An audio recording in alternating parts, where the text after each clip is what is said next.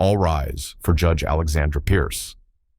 She'd presided over 100 cases this month alone. Another day, another defendant facing the consequences of their choices.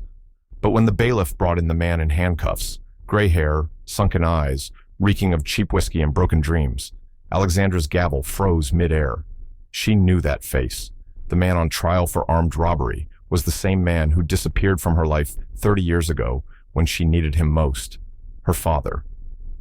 The courtroom fell silent as two lives that had been torn apart by addiction, abandonment, and time suddenly collided in the one place where justice was supposed to be blind. But how do you sentence the man who gave you life and then took it away? This is Hopeful Horizon. Before we begin, drop a comment with where you're listening from and subscribe for more true stories that reveal the complicated intersection of family, forgiveness, and justice. The afternoon docket at the Montgomery County Courthouse was running late, as usual. Judge Alexandra Pierce adjusted her black robes and reviewed the next case file, People vs. Charles Whitaker, armed robbery, burglary, resisting arrest. At 38, Alexandra had seen it all from the bench. Drug dealers, domestic abusers, repeat offenders, each face blurred into the next in an endless parade of poor choices and systemic failures. She prided herself on being fair but firm, compassionate but not naive.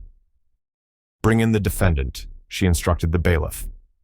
The heavy courtroom doors swung open, and a man shuffled in wearing Orange County jail scrubs and handcuffs.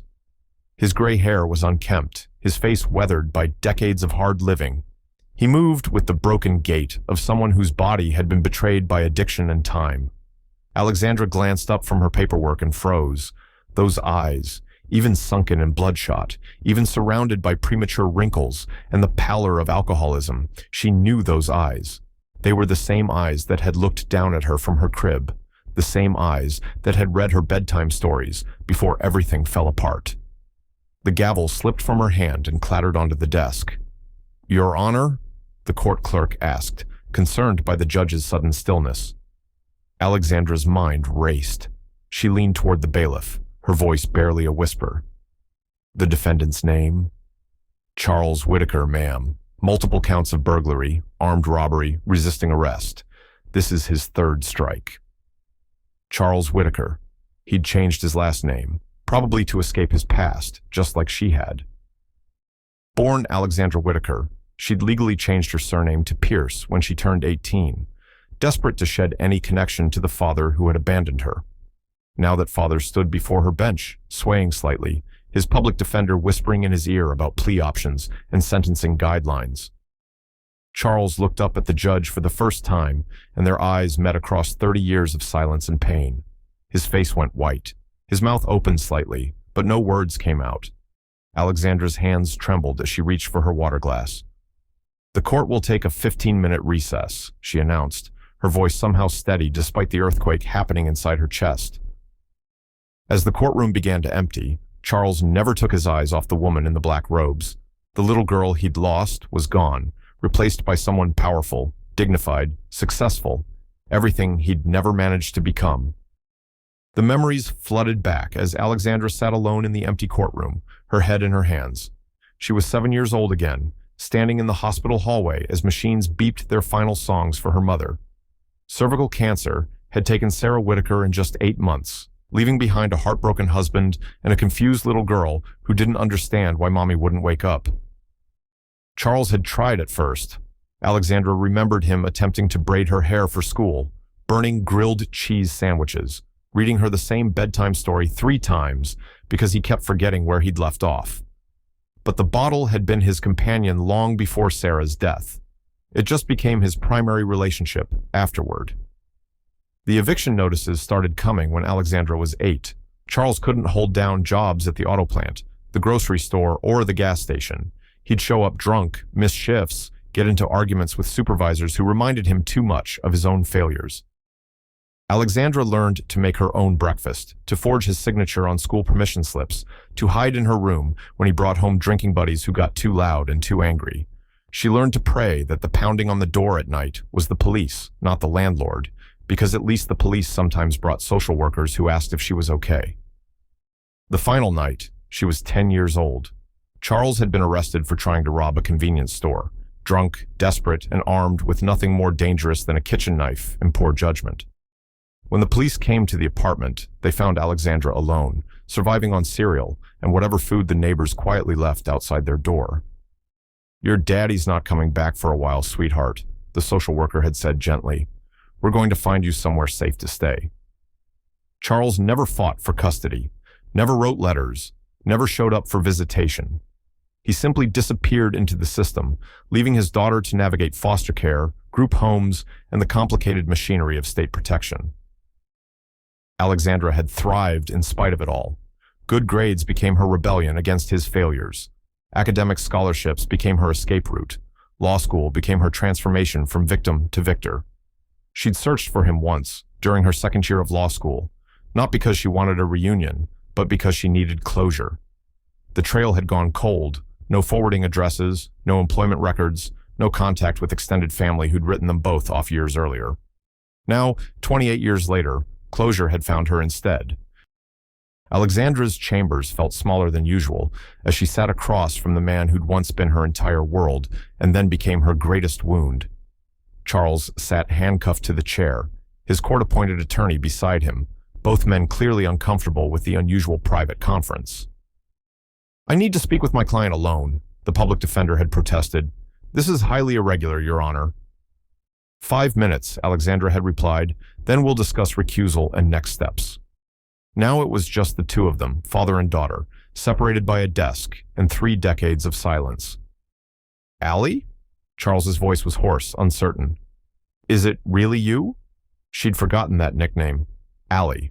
Her mother had called her that too. "It's Judge Pierce," she said, but her voice cracked on the formality. Charles nodded, understanding the distance she needed to maintain. "You became a judge." There was wonder in his voice, and something that might have been pride. "Your mother would have been so proud." "Don't." The word came out sharper than she intended. "You don't get to talk about her. You don't get to talk about what she would have wanted." He flinched as if she'd slapped him. "You're right. I don't have that right." They sat in silence for a moment, the weight of unspoken questions filling the room.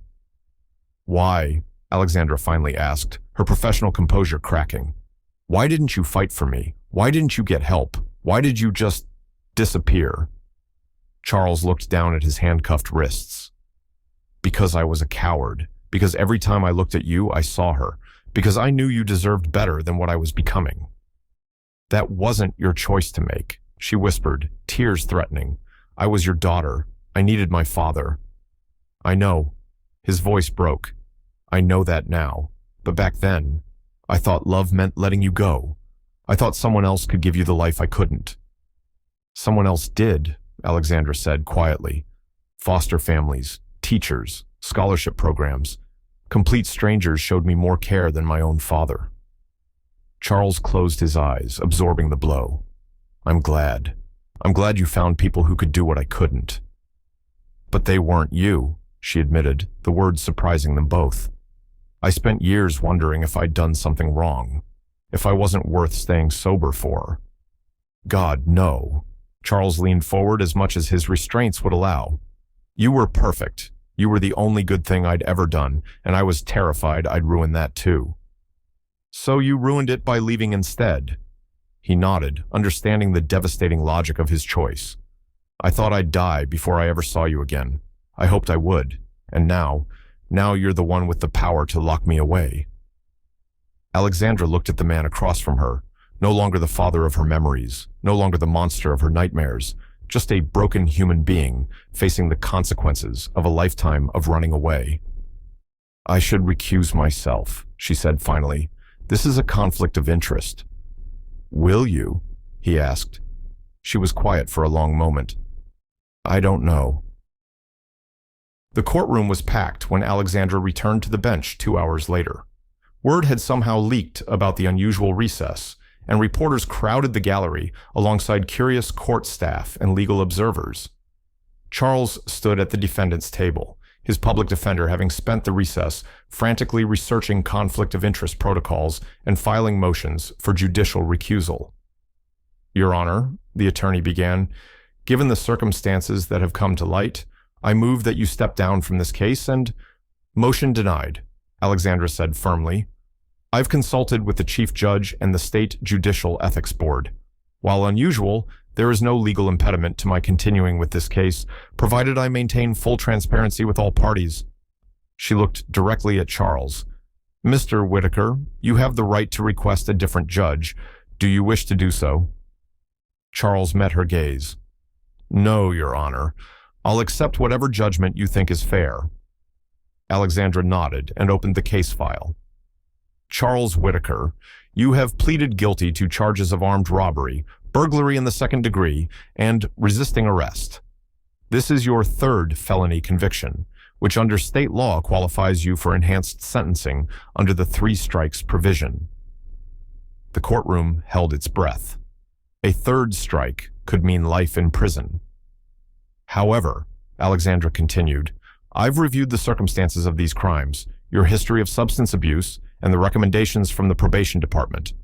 While the prosecution has requested the maximum sentence, I find that justice in this case requires a different approach. She looked at Charles, seeing both the broken man before her and the father who had once read her bedtime stories. I hereby sentence you to 5 years in state prison, sentence suspended, contingent upon your successful completion of a court-supervised rehabilitation program, followed by 5 years of supervised probation and 2,000 hours of community service. Gasps filled the courtroom. The prosecutor stood to object, but Alexandra held up her hand. Furthermore, you will submit to random drug and alcohol testing, attend weekly counseling sessions, and maintain steady employment as approved by your probation officer. Any violation of these terms will result in the immediate implementation of your full sentence. Charles's legs nearly gave out. His attorney grabbed his arm to steady him. Alexandra stood and stepped down from the bench, approaching the defendant's table. The unusual move sent whispers through the gallery. I want to be clear about something, she said, her voice carrying to every corner of the room. This sentence is not about blood relations or personal feelings. It's about the possibility of redemption, about breaking cycles of addiction and abandonment that have claimed too many families. She looked directly at Charles. I'm not doing this for the father who left me. I'm doing this for the daughter who survived, and for the man you might still become if you choose to do the work. Charles nodded, tears streaming down his face. Thank you, he whispered. Don't thank me, Alexandra replied. Prove that this chance wasn't wasted. Prove that 30 years later, you can finally be the man your daughter needed you to be.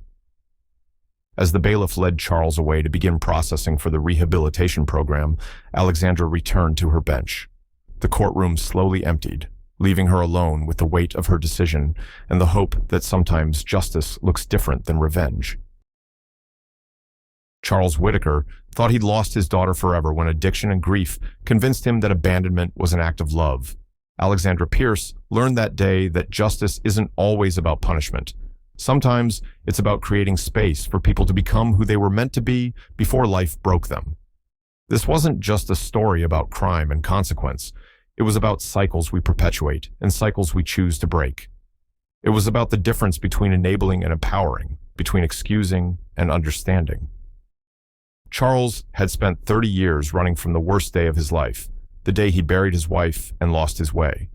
Alexandra had spent 30 years building strength from that same devastation, transforming abandonment into achievement.